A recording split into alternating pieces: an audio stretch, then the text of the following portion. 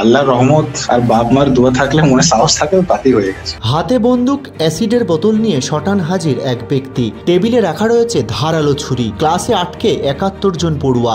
মালদার স্কুলে এমন পরিস্থিতিতে কেউই তখন বন্দুকধারী দেববল্লভের দিকে এগোনোর সাহস পাচ্ছেন না। এই পরিস্থিতিতে স্কুলে হাজির হয়ে হঠাৎই পড়ুয়াদের পণবন্দি করে রাখা ওই ব্যক্তির উপরে ঝাঁপিয়ে পড়লেন মালদা জেলা পুলিশের ডিএসপি আজহারউদ্দিন খান। এই ঘটনায় পুলিশ অফিসার আজহারউদ্দিনের প্রশংসা করেছেন স্বয়ং মুখ্যমন্ত্রী মমতা বন্দ্যোপাধ্যায়ও।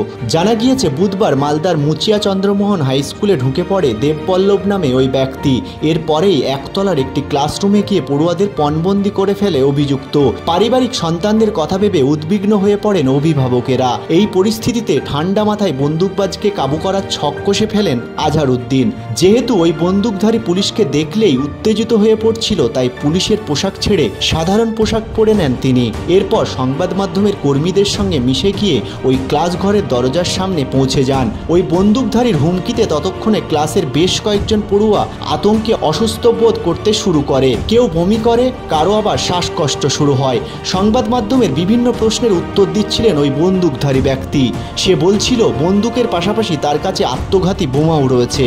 ঘটনার খবর পেয়েই গোটা স্কুল ঘিরে ফেলে পুলিশ, কিন্তু পুলিশকে কাছে ঘেঁষতে দেখলেই আরও উত্তেজিত হয়ে পড়ছিল দেববল্লভ। স্কুলের এক শিক্ষিকাকেও সে আগেই হুমকি দিয়ে বলে পুলিশ ডাকলে বোমায় উড়িয়ে দেবে ক্লাস ঘর। ঘটনাস্থলে পৌঁছন কলকাতার পার্ক সার্কাসের বাসিন্দা ডিএসপি পদমর্যাদার অফিসার আজহারউদ্দিন খানও। ততক্ষণে স্কুলে বন্দুকবাজের ঢুকে পড়ার খবর আশেপাশে ছড়িয়ে পড়েছে।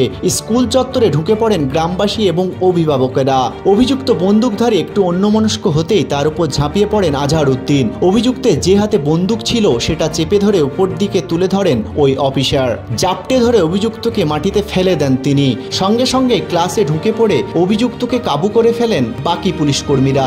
অভিযুক্তের থেকে উদ্ধার করা হয় বন্দুক, একজোড়া ছুরি, পেট্রোল বোমা, অ্যাসিডের বোতল। যদিও গোটা ঘটনার পর নির্লিপ্তই ছিলেন ঘটনার নায়ক পুলিশ অফিসার আজহারউদ্দিন, তবে তার চোখে মুখে দেখা যাচ্ছিল স্বস্তির ছাপ। আজহার বলেন, আমরা পুলিশ অফিসার, এতগুলো বাচ্চার জীবন জড়িয়েছিল, উপরওয়ালার আশীর্বাদ ছিল অভিযুক্তকে আমরা গ্রেপ্তার করেছি, এটাই অনেক। তবে এই দুঃসাহসিক কাজের জন্য মুখ্যমন্ত্রীর পাশাপাশি বহু মানুষের কাছেও প্রশংসা পেয়েছেন পুলিশ অফিসার আজহারউদ্দিন।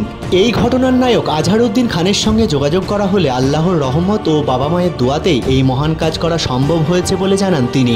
ফোনে আর কি বলেছেন তিনি শুনে নেব। বেসিক্যালি ভাই, আল্লাহর রহমত আর বাপ মার দোয়া থাকলে মনে সাহস থাকে তাতেই হয়ে গেছে। আর ওখানে বাচ্চাগুলো ছিল তো অনেকগুলো বাচ্চা, ওদের ওইগুলো দেখেই আর ইন্টারনালি বলে ইনার মোটিভেশন চলে আসে, সেখান থেকে চলে আসে। আল্লাহর রহমত আর বাপ মার দোয়া থাকলে মনে সাহস থাকে তাতেই হয়ে গেছে।